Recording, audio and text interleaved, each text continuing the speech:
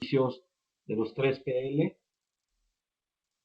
pero me parece que es también muy interesante el pensar que haya gente que no necesariamente sea un usuario, sino que sea un 3PL. Creo que va a ser una experiencia muy interesante el hecho de compartir el punto de vista de los usuarios o de los que comprarían o adquirirían los servicios y de aquellas empresas que son prestadoras de servicio, como a colegas de DHL o de CIMAG o de ONES o de Grupo CIT, en fin, no quiero abundar porque seguramente por omisión caería en una falta. Entonces, voy a procurar que esto sea lo más ágil posible. Por favor, del lado izquierdo, si no me equivoco, de su pantalla, hay un chat. Ese chat permite que ustedes puedan dirigir una pregunta o algún comentario, si hay alguna circunstancia de audio, que nos dejen saber para poder mantener un clima adecuado en el ritmo de la presentación. Si no hay inconveniente, avanzamos. Entonces, el día de hoy tenemos básicamente tres grandes tópicos que cubrir, ¿verdad? Queremos platicarles a nivel de una introducción cuál es nuestra experiencia, qué entendemos que es la situación actual en el mercado y lo que están enfrentando los diferentes compradores de servicios logísticos, ¿verdad? ¿Cuáles serían los retos que la contraparte tendría que cubrir? Y de alguna manera en el mercado, cómo se clasifican los diferentes proveedores, ¿no? Por otra parte, pues nosotros como empresa tenemos una metodología, es una metodología probada, no es una metodología exclusiva desarrollada por Nicolás de Hoyos, sino es una metodología con una robustez de industria, ¿verdad? Y en esta metodología pues vamos a tener muy claro cuáles son los pasos y para qué sirve cada uno de los pasos en la búsqueda y selección de un 3PL. Y veremos, ¿verdad?, cuáles son las características de las empresas y veremos cada uno de los pequeños puntales en los procesos. Entenderemos cuáles son los factores críticos de éxito y finalmente estaremos hablando de los beneficios y riesgos que estarían enfrentando las empresas al contratar los servicios logísticos de un 3PL.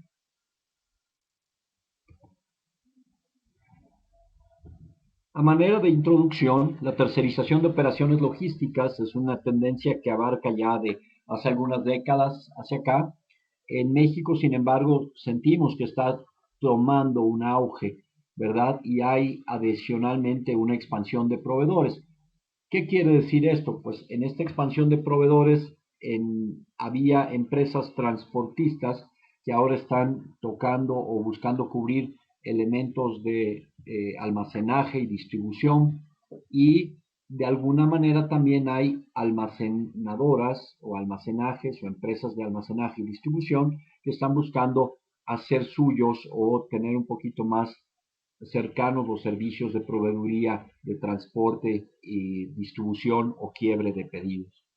En pocas palabras, yo creo que ya nos estamos aproximando a la segunda generación de proveedores logísticos en nuestro país, en México, y como tal, pues estaremos viendo algunas experiencias muy exitosas y seguramente también nos enteraremos de alguien que corrió algún riesgo innecesario, ¿verdad? Las complejidades asociadas a la organización, el qué hace que una empresa que manufactura y que tenía su propia distribución busque a un socio de tercerización logística, es aquellas capacidades que le permitan que ellos mismos se enfoquen a su core de negocio, el que se apoyen en especialistas, ¿verdad? No cualquiera es especialista en todos los ramos y particularmente en la logística también hay especialistas que así somos y que tenemos muy en claro cómo optimizar y cómo hacer mejor las cosas. Y finalmente, el poder apoyarse profesionalmente en procesos de valor agregado, ¿verdad? En lugar de estar dependiente de alguien que con un bajo nivel de entrenamiento eventualmente estuviera haciendo los despachos en el almacén, pues realmente estamos tratando y relacionándonos con una empresa en la cual existe una profesionalización, existen medidores, existe entrenamiento, existe equipamiento que se puede estar tomando. De acuerdo a nuestra experiencia a nivel regional, el rango de ahorros o el rango de optimización que están buscando nuestros clientes en proyectos de almacenaje y transporte se agrupa en el percentil del 15 al 25%. Si nosotros tenemos esta gráfica a la vista en la cual a la izquierda es el valor agregado, en el cual cruzamos con la madurez y la integración de las operaciones, pues veremos que son proyectos, ¿verdad?, que requieren de una experticia. Perdón, aquí me está levantando Sergio la mano de que no se puede ver la presentación. Un segundo.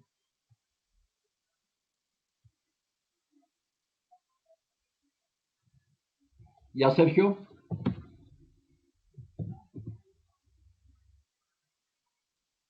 Disculpa, no, se ve solamente los participantes en una pantalla, pero no se puede ver la presentación. No sé. A ver, déjame volver a cambiar el rendering, a ver si da.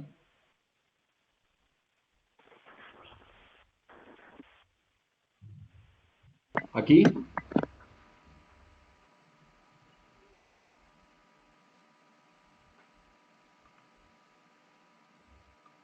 Todavía no, Sergio.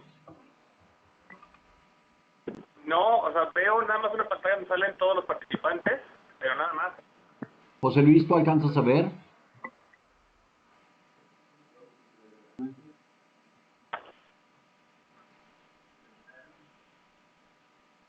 José Luis Chávez, ¿tú alcanzas a ver?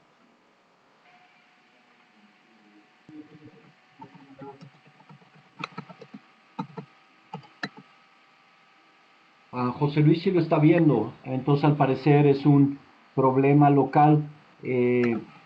Hacemos una pausa de 30 segundos para ver si es posible que Sergio repongan ustedes el proceso y continuamos. A ver, nada más, no sé si por cuestiones de no se pudo bajar el programa, yo estoy en vía web, no sé si eso tenga que ver, porque la quise bajar en la aplicación, pero no por políticas internas de la empresa, creo que no se puede. Desconozco esta circunstancia. Leti, ¿qué sugieres? Pues si no pudieron bajar el programa de Fuse Meeting.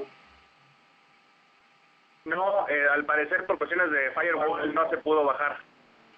Ok, pues si gustan, les puedo mandar la presentación por correo.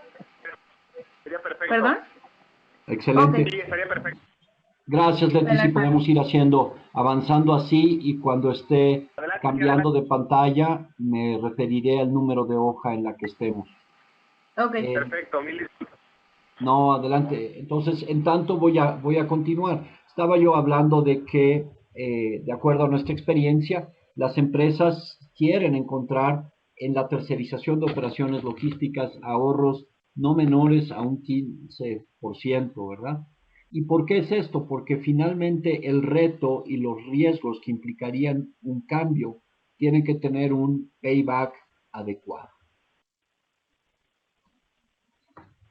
Estoy en la Filmina 5 de 29. ¿A qué se enfrentan los actuales embarcadores o los manufactureros, verdad? Bueno, pues se encuentran con las características típicas de operación de un almacén. Ahora sí que caótico, ¿verdad? No hay el producto correcto en el lugar correcto. Normalmente tienen que andar haciendo operaciones reactivas y retrabajos. Hay muy poca visibilidad y muy poca información entre los participantes en una cadena de valor. Es decir, no hay una posibilidad en la cual un centro de distribución le abra la puerta o la ventana de visibilidad de información a otros jugadores. Normalmente se están incurriendo en algunos tiempos de descarga muy altos, fallas operativas, eh, todo el tener que lidiar, vamos a decirlo así, con choferes mal capacitados que no dan un buen servicio, que tienen una alta rotación. Las empresas están enfrentando costos incrementales en manos de obra y que no tienen capacidad para irlo absorbiendo de una manera diferente, ¿no? Y conforme la diversidad del mercado y los canales de consumo se han establecido en el país, pues se van requiriendo de niveles de servicio cada vez más retantes. Cuando los manufactureros tenían en su poder el definir cuándo entregaban, a qué horas y en dónde, era relativamente fácil para ellos. Hoy en día, el peso del nivel de servicio lo definen los consumidores y en su caso los consumidores finales. En pocas palabras, el cruce de andén o el almacén que pone una cita, pues es el que manda por encima de cómo debe de llegar el producto, en qué características, en qué tipo de transporte y con qué calidad y capacidad. Los manufactureros y los distribuidores también se enfrentan a una poca disponibilidad de espacios adecuados, ¿verdad? Cuando se trataba de tomar decisiones en cuanto a invertir en máquinas para producir o eventualmente en camiones para entregar, pues a veces tenían que estar tomando una decisión que limitaba las inversiones en uno o en otro lado y eso no era lo más correcto. Adicionalmente, pues en las zonas urbanas el costo del metro cuadrado está al alza, ¿verdad? Y estamos enfrentando, producto de la complejificación de las operaciones, pues que los montacarguistas, los auditores, los patineros, pues cada vez son mano de obra más calificada que nos ayudan o nos evitan el tener daños en los materiales y en los productos que estamos manejando. Sergio, ¿lograron tener la presentación? Estoy en la página 5 de 29. Sí, aquí la tenemos ya, muchas gracias. Perfecto. Estoy en la 6 de 29.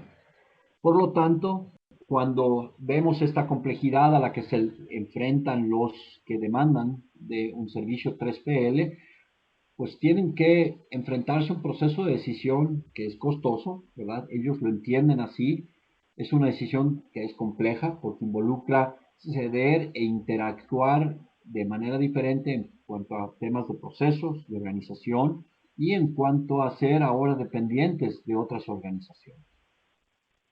Por la naturaleza misma de la búsqueda de una tercerización logística, estamos hablando de que son decisiones a largo plazo. Nadie busca tercerizar por 3 meses o no una operación de gran envergadura, ¿verdad? Y pues el mayor reto que tienen es el estar vigilando las implicaciones que hay sobre el servicio. Cuando yo tengo por decirlo de alguna manera, el almacén aquí abajo de mi mezanín, pues es muy fácil bajar, pegar un grito y decir, oye, pues expedítame el pedido A en lugar del B y todo está listo. Cuando yo tengo que ser más ordenado al trabajar con un 3PL, pues ese tipo de desórdenes ya no son posibles de manera obvia. Estoy en la página 7. Los 3PL, ¿verdad? Adicionalmente, pues pueden ofrecer una gama muy amplia de servicios, ¿verdad? Y eso es parte del reto y eso es parte de la búsqueda de los consumidores respecto de los servicios de 3PL. La lógica diría que entre mayor economía de escala, pues más temas se van a estar llevando a cabo, pues mejores niveles de negociación obtengo. Por contra, pues hay un eje que cruza ahí y que representa la complejidad que esto representa, ¿verdad? Entonces, dentro de la amplia gama de servicios que hay, pues podemos estar hablando en el transporte de mercancías, de los términos de inbound logistics o de la salida y distribución de las mercancías. Esto, pues normalmente puede ser a nivel terrestre, a nivel de ferrocarril, marítimo, eventualmente, y reconozco que no es mi especialidad el tema aéreo per se.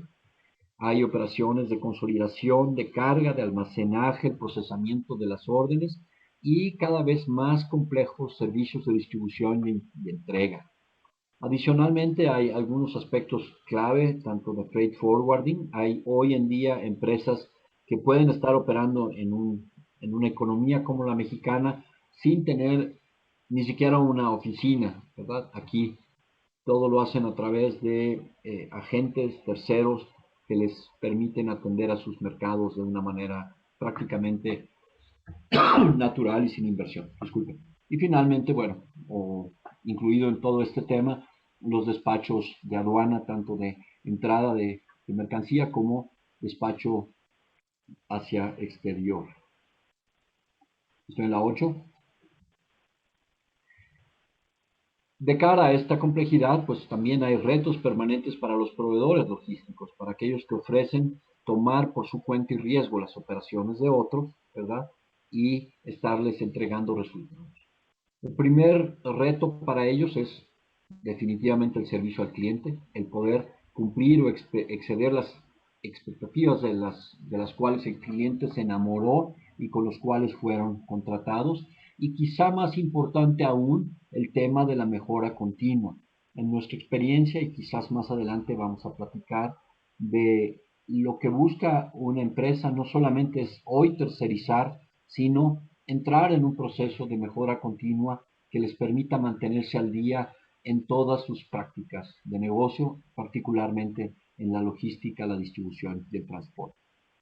Los proveedores logísticos se enfrentan fuertes presiones en cuanto a la reducción de tiempos, ¿verdad? En cuanto a abastecimiento y hasta la entrega al cliente.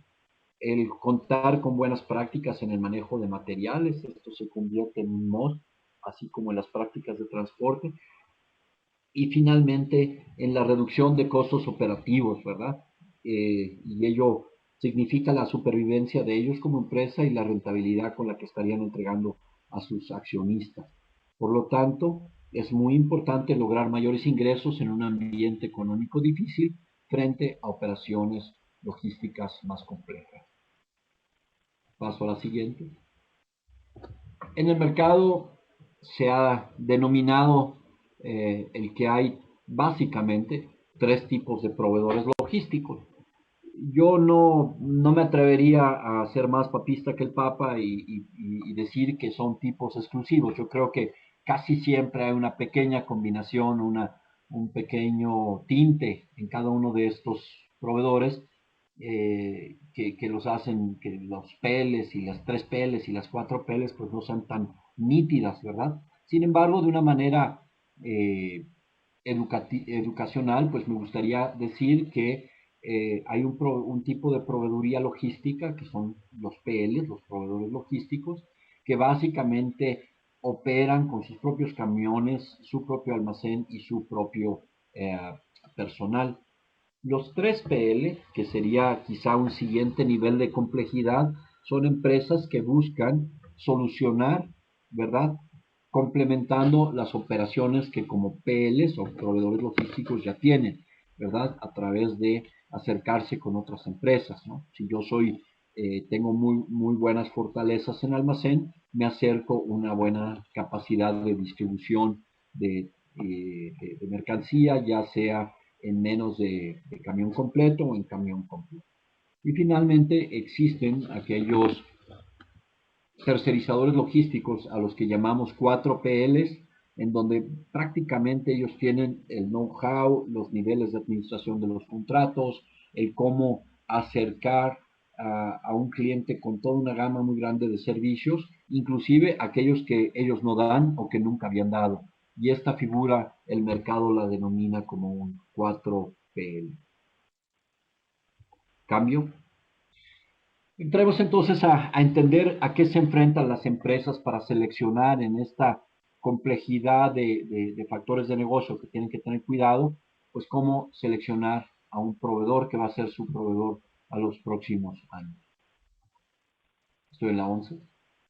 Nosotros proponemos una metodología, es una metodología normalmente marcada en 6 fases y esta metodología consiste en tener un buen análisis de los datos y en el establecimiento de un baseline que le permita a la empresa medir sus costos actuales, pero eventualmente también le va a permitir medir lo que son los costos de operación reales en los que se está incurriendo en la operación futura. Así también es importante que las empresas hagan realmente un análisis del mercado proveedor y entiendan cuál es la oferta de servicios y qué características tiene esa oferta de servicios. Y al interior de la organización, vale la pena comentar que es importante que exista una matriz en la cual se plasmen los diferentes criterios de calificación con los cuales estarían ustedes juzgando optar o no por uno o por otro proveedor logístico. ¿Qué quiere decir con esto? Pues que la decisión no es solamente precio, sino muy por el contrario, cada empresa tiene un grado de sensibilidad mayor hacia temas diversos, que pueden ser como sistemas, edad de la flota, respeto hacia prácticas de negocio, respecto hacia prácticas ecológicas.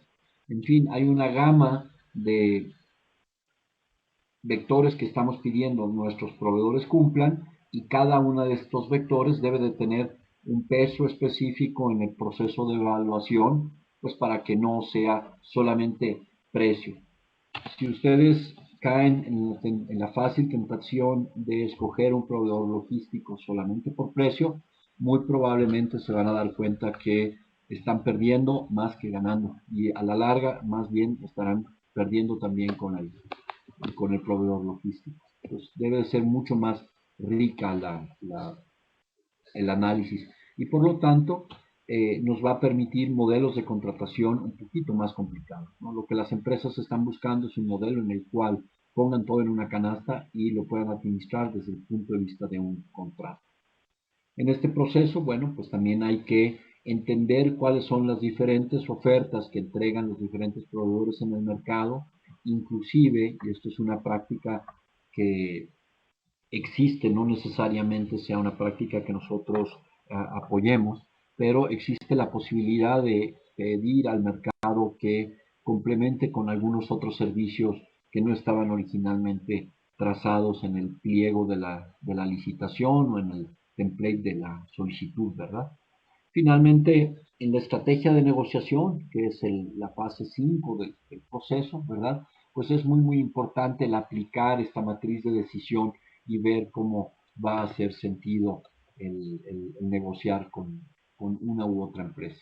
Y más allá de esto, el proceso no acaba en la firma de un contrato, el proceso acaba en cómo vamos a plantearnos de cara al futuro la operación, cómo vamos a asegurar que los factores clave de éxito están cubiertos y que existe un plan para mitigar los riesgos, que seguramente los va a haber. Estoy en la página 12. En cuanto a los temas, la mejor manera que tenemos para describir cuáles serían los criterios de selección, pues es en un ambiente integral, ¿verdad? No solamente podemos ver una de las aristas de esta estrella que estamos teniendo aquí a la vista. Sergio, no sé si la alcancen a ver ustedes.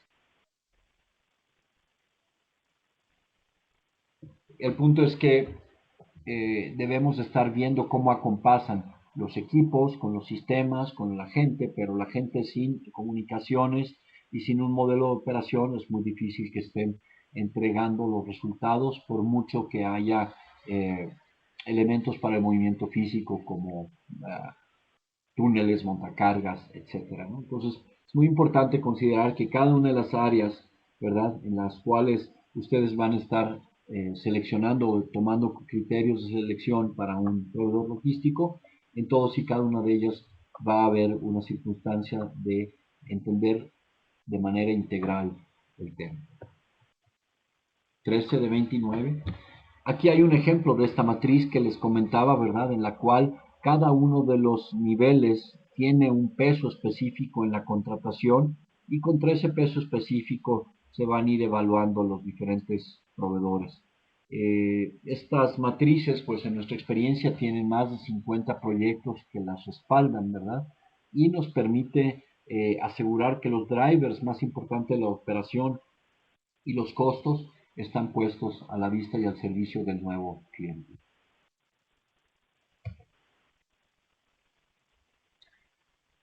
Conforme avanza el proceso, ¿verdad? Pues las opciones de solución nos arrojan varias posibilidades, ¿verdad? Podemos no solamente hablar de una tercerización absoluta, ¿verdad? Podemos hablar de yo compro un local y tú lo operas, ¿verdad?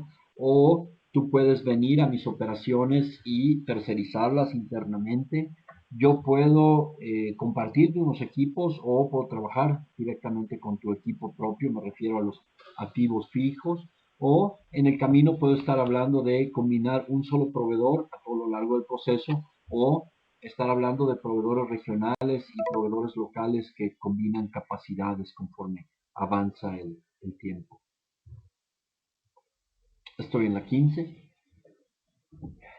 nosotros tenemos esta metodología, ¿verdad? Que hemos compartido con ustedes hace unos minutos, ¿verdad? Y nos permite entonces, a través de este marco metodológico, compartirles la experiencia de más de 50 proyectos, ¿no? Pues queremos compartir con ustedes cuáles creemos que son factores críticos que ustedes deben de considerar para evitar que esto sea un dolor de cabeza y por el contrario sea una operación extremadamente exitosa. Estoy en la 16 de 29. Lo más importante entonces es arrancar por entender perfectamente cuáles son las características con las que yo opero y de cara a cómo voy a evaluar a los 3PLs con los que me involucre o a los 3PLs que yo esté invitando a la tercerización, ¿verdad? ¿Cuál es el personal con el que cuentan? ¿Cómo son sus calendarios de operación, verdad? No sé, yo estoy acostumbrado a trabajar hasta los domingos y bueno, no quiero hacer negocios con un 3PL que a lo mejor me dice que él solamente trabaja de lunes a viernes de 8 a 2, ¿verdad? La infraestructura y equipo con el que cuenta, los costos de operación que nos están ofreciendo y cuál sería la evaluación económica clave para determinar el presupuesto tanto de el hands-on y el hands-off para las operaciones actuales y la vida útil del proyecto de la tercerización. Adicionalmente, pues el personal con el que se cuenta, ¿verdad? Y finalmente el poder entender de cara al manejo propio, cuáles son las características con las que se manejan los inventarios, ¿verdad? Y cuáles son las características con las que se contrata o no transporte, ¿verdad? Y finalmente, cuál es la delimitación que se sugiere a la hora de estar tomando una tercerización, en dónde acaba mi responsabilidad, en dónde empieza la de ellos y a partir de ese momento cómo miden esa funcionalidad. Y finalmente el hecho de elaborar un plan de negocios en el cual estén puestos todos los costos, los beneficios, la sincronización, el cronograma de actividades, las fases y qué riesgos se tienen versus qué beneficios que se están esperando para una tercerización totalmente o solamente en partes. Estoy en la filmina 18. En el proceso de la solicitud de información, pues es muy importante, ¿verdad? El que pueda yo homologar que aquello que me están ofreciendo las empresas es la misma capacidad y las mismas características de operación que las que yo tengo y que las que yo estoy buscando. Paso a la 19, ¿verdad? Entonces, este proceso de requerir información del mercado me va a permitir conocer mejor el mercado, ¿verdad? Y asegurar que aquellos que están participando están en igualdad de circunstancias para competir desde el punto de vista de tamaño, de complejidad, de madurez y de respaldo financiero. Estoy en la 20. Es muy importante que el trato vaya más allá, en definitiva, que el hecho de estar intercambiando mails o estar intercambiando pliegos de requerimientos. Yo creo que es clave y nuestra metodología así lo sugiere, el que se efectúen visitas corporativas para conocer a las diferentes personas, a los diferentes puntos de contacto y cómo están organizados del otro lado, ¿verdad? Yo quiero entender que hay una compatibilidad de culturas y yo creo que esos son de los temas clave y que hacen exitosas las operaciones. Finalmente, es clave también validar que aquella información de operación comercial está respaldada por referencias, ¿no? Las llamadas de referencia, desde nuestro punto de vista, son críticas. Es muy importante referenciar las operaciones y tener muy en claro que las referencias pues siempre nos van a ofrecer referencias positivas. No conozco a ningún proveedor que diga, oye, por cierto, llámale a mi ex cliente que se enojó conmigo, no me pagó, no le terminé el trabajo y además estoy peleado con él. Nunca va a ocurrir eso. Entonces, más bien, seamos muy inteligentes en escuchar los retos que enfrentó cada proyecto, ¿verdad? Cuáles fueron y cómo fueron las respuestas, en el entendido en que toda labor humana tiene retos y por lo tanto es muy importante entender cómo reaccionó este proveedor que yo estoy evaluando frente a esos retos que tuvo. Lo importante no es que fracasó, lo importante es que hubo proveedores logísticos, todos hemos sido proveedores de servicio y por lo tanto lo que nos caracteriza es sí o no supimos salir adelante frente al reto que teníamos enfrente. Entonces creo que eso es lo importante en las llamadas de referencia. Estoy en la 21.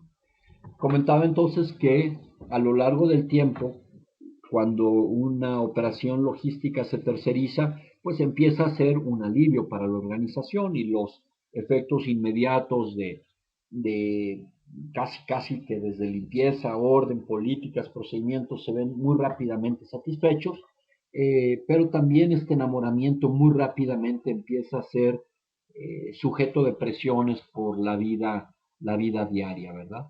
Entonces, más allá de los temas de precio y de tiempo de entrega, ¿verdad? Es muy importante que exista una madurez y un sentido de negocio común para ir buscando capacidades adicionales, mejoras en la confiabilidad.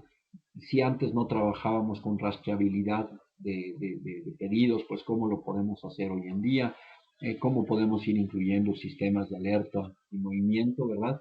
Y pues cómo podemos ir ampliando los niveles de automatización, lo que a lo mejor en un momento dado al arranque no era factible para automatizar, hoy con conocimiento ulterior ya quizás sea posible estar hablando de niveles de automatización más adecuados, del manejo de labor management diferentes, etcétera. Y finalmente, pues tener siempre en claro que no hay costo cero de salida. Todos los costos de salida tienen un costo alto y por lo tanto siempre es mejor consolidar que simplemente tirar por todo por la borda. Y de esa manera, entonces, asegurar que tenemos capacidades continuamente renovables, ¿verdad? Y que nos ayuden a obtener los resultados. Estoy en la 22 de 29. Dentro de los procesos de implantación y transición, sugerimos fuertemente el que haya un consejo directivo o un steering committee, como llaman los americanos, ¿verdad? En donde exista claramente marcado un plan de transición, ¿verdad? Donde se sepa perfectamente quién es el responsable de qué cosa, por lógica, ¿verdad? Pero que también como organización, previo a lanzarnos al agua, exista muy claramente un plan de amenazas, de riesgos y de contingencias. De esa manera, eso nos evita que cuando estemos a la mitad del río, pues nos volteamos a ver a preguntar, oye, ¿cuál plan hay? Pues no hay plan, pues eso es muy difícil de tener enfrente, ¿verdad? Finalmente, debe de cumplirse con dos temas desde nuestro punto de vista claves. Un plan de capacitación, ¿verdad?, para ambas organizaciones, que permita el intercambio de conocimientos, el que nos permita tener nuevos procedimientos y prácticas operativas implementadas, y finalmente el que queden documentados estos acuerdos o estos nuevos acuerdos en lo que llamamos los SOPs o los Standard Operative Procedures por sus palabras en inglés. Finalmente, en el plan de adopción, pues hay que asegurar el cambio de cultura, hay que asegurar que hay hitos en el calendario muy adecuados que nos permitan a nosotros estar entendiendo qué tan adecuada ha sido la asimilación y cómo en base a este cambio de cultura los riesgos que habíamos planteado como una amenaza o como un riesgo se convierte en algo que estamos logrando hacer adecuadamente. En el tema de evaluación continua, tenemos que dejar muy en claro desde un principio cómo nos vamos a medir, ¿verdad? Y cómo nos vamos a ir midiendo con claridad y transparencia de cara al futuro, con lo cual vamos a tener la certidumbre en los resultados que nuestros ejecutivos y nuestros accionistas están esperando. Y por la parte del 3PL, de igual manera, ¿verdad? Van a tener claridad y transparencia en sus pagos, en sus ingresos y también van a tener la capacidad de estar reportando esto a sus niveles directivos. El hecho de definir y revisar continuamente. Yo creo que uno de los grandes defectos que nos ha tocado ver en el mercado es que una vez que se terceriza, pues un poco se deslindan las responsabilidades, ¿no? Ahí hazte cargo tú. Y realmente no, yo creo que el hecho de poder trabajar y administrarse bajo un Service Level Agreement o un acuerdo en base a niveles de servicios nos obliga a continuamente estar revisando los procedimientos, las prácticas operativas y no deja de ser un reto de ambas partes en la ecuación el poder estar haciendo mejoras. Y un quizá último aspecto en el hecho de compartir y festejar los logros. La gente, el equipo de trabajo del 3PL se enamora de los productos, se enamora de las prácticas operativas, se enamora de la filosofía de la empresa que le está contratando y de igual manera esa empresa contratante tiene que hacer un sentido de equipo, tiene que de alguna manera generar un reconocimiento a su dedicación y en pocas palabras, fortalecer la calidad que existe entre una empresa proveedora y la empresa contratante, de gente a gente, de persona a persona, de almacenista a jefe, etc. Esto en la Filmina 24. Estos resultados que se están esperando, ¿verdad? Se logran también cuando está claro cuál es la actitud y cuál es la aptitud del cuadro gerencial para tenerlos enfrente, ¿verdad? El primero de ellos es que estén las actividades guiadas, las juntas guiadas, no si me caes bien o me caes mal, sino cómo enfocarme a resultados, cómo compartimos los retos y los riesgos que esto tiene y cómo también vamos a compartir los resultados, ¿verdad? Y el cómo vamos a hacer un uso adecuado de la información, ¿verdad? Para estar consolidando y midiendo los resultados que nos generan. En nuestra experiencia, ¿cuál es el balance de beneficios y riesgos que hay para las empresas que han tercerizado? Pues definitivamente a las empresas contratantes les permite enfocarse a desarrollar sus competencias centrales, no estar dispersos, estar muy adecuados a los retos y a la inteligencia que hoy presenta el mercado. Si tú eres bueno haciendo zapatos, pues zapatero a los tuyos. Un beneficio adicional, ¿verdad? El que realmente se reduzcan los costos y los tiempos en los cuales se están ejecutando los procesos por estarlos haciendo con especialistas profesionalizados en el servicio y de alguna manera muy franca y muy clara permite estar ofreciendo niveles superiores de servicio a los clientes de nuestros clientes. Eso sí, esto no está exento de retos. Un reto muy marcado en ocasiones es vivir el síndrome de la pérdida del control sobre las funciones logísticas, ¿verdad? El vivir bajo una amenaza o bajo un miedo en la discontinuidad de los servicios que nos puede prestar el 3PL, ¿verdad? Y estar siendo sujetos de las diferencias de opinión respecto del servicio real que el proveedor está dando en el mediano plazo, en el largo plazo, ¿no? Si bien los resultados numéricamente se reflejan, muchas veces las percepciones no necesariamente lo hacen así y eso puede llevar al traste con las operaciones muy bien intencionadas, pero no bien fundadas. Estoy en la 26. Por lo tanto, pues una vez que se agota este proceso, pues la novedad o la sorpresa es, pues hay que volver a empezar otra vez el proceso, hay que volver a encontrar dónde encontrar más ahorros, encontrar optimización en nuestras operaciones, cómo nos vamos a apoyar para obtener esos ahorros y cómo vamos a generar las acciones convenientes para que podamos administrar y mantener los ahorros. Y en estas capacidades, pues nosotros aquí en TESOL queremos ser el socio de ustedes para impulsar y consolidar estas iniciativas. Finalmente, bueno, pues tenemos que considerar que todas las ventajas y desventajas, según las características, hacen el que exista una conveniencia o no para tercerizar la operación, ¿verdad? Sin embargo, la pauta mundial hasta ahora indica que esa es la decisión correcta que están tomando las empresas y como ya comentaba, pues queremos acompañarles siempre en este proceso con nuestra experiencia, compartiendo y puntualizando esos factores críticos que tenemos al frente y las metodologías para hacerlo dentro de cánones de seguridad, de transparencia, de confiabilidad más adecuados. Pues muchas gracias. ¿Quiénes somos? Pues somos una empresa de consultoría y de implementación de servicios logísticos en las empresas. Tenemos más de 15 años como personas, quizás hasta 20 en algunos casos que estamos apoyándoles y como empresa tenemos desde el 2001 enfocada en México y con cobertura tanto a Canadá, Latinoamérica y los mismos Estados Unidos. Por lo tanto, pues si no hay un tema aquí, pues muchas gracias y me gustaría dar paso si haya preguntas, a cuestionamientos, etcétera.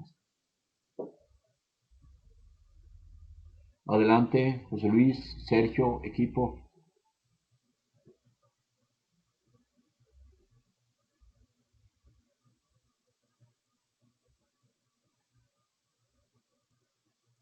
¿Aló?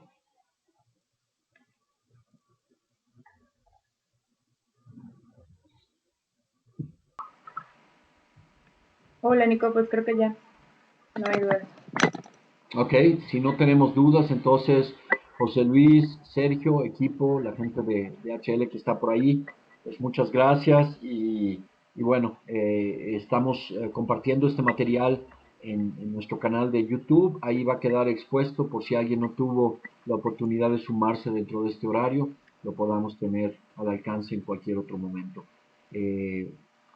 Seguramente en unos días más, Leti y el equipo de Mercadotecnia de Tesol nos van a hacer favor de enviar para ustedes una encuesta de satisfacción en la presentación y también vamos a aprovechar ahí para comentarles qué otros seminarios tenemos que podemos estar ofreciendo para ustedes. Muchísimas gracias.